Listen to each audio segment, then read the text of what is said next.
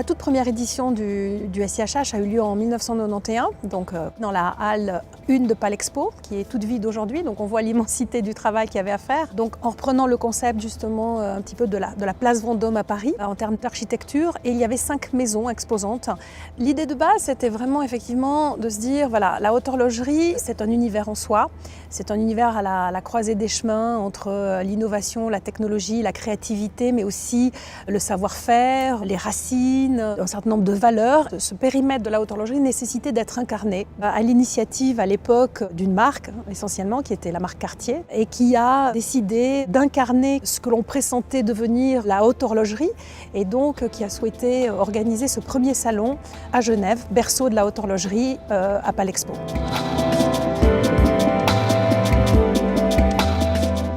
Alors, une date importante dans l'histoire du salon est probablement la date de 1999, puisque c'est vraiment là qu'on a vu arriver des marques indépendantes importantes de la haute horlogerie, comme Audemars Piguet, Girard-Perregaux et Breguet. Ensuite, évidemment, avec l'histoire de la constitution des groupes horlogers, de leur consolidation, certaines marques nous ont rejoints, d'autres nous ont quittés, pour arriver aujourd'hui, en 2015, à un périmètre, j'allais dire, stabilisé de 16 maisons exposantes. Alors en 2009, une date aussi importante dans l'histoire du salon a été le changement de date. Nous étions traditionnellement au mois de mars-avril, plus ou moins des dates concomitantes avec la Foire de Bâle. Et en 2009, donc, nous avons dû pour plusieurs raisons changer nos dates et nous positionner en janvier, ce qui a été aussi une initiative très positive en fait pour notre industrie, puisque avec ce nouveau positionnement en termes de date, on arrivait vraiment en tout début d'année et on pouvait ainsi donner initier la saison horlogère et donner le là des tendances horlogères. Et donc au niveau de la profession, on a un petit peu changé les rythmes et qui ont été très bénéfiques pour l'ensemble des acteurs finalement de la haute horlogerie.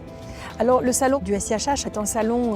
exclusif, très sélectif, donc effectivement on n'a jamais été à la course aux chiffres, on a toujours privilégié la qualité à la quantité et donc aujourd'hui nous recevons à peu près sur 5 jours 14 000 visiteurs donc du monde entier avec environ 1200 journalistes donc qui sont vraiment les meilleurs journalistes, les meilleurs représentants de la presse professionnelle et puis les meilleurs détaillants et les grands collectionneurs et clients VIP qui ont le privilège d'être invités au salon.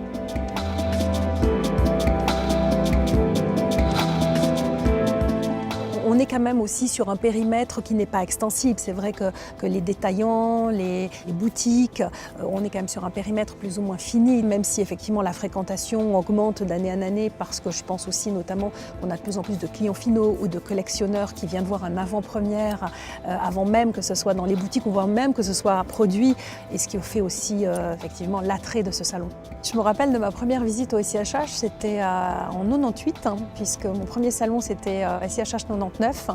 Et donc c'est vrai que quand je suis venue pour la première fois, j'ai été absolument impressionnée par la qualité de ce salon. Je suis sûre qu'aujourd'hui, le SIHH est depuis longtemps le plus beau salon du monde. Et je le dis en toute modestie parce que ce n'est pas moi qui l'ai créé et c'était une magnifique idée. C'est un très très beau salon, c'est le plus beau salon du monde et encore pour longtemps.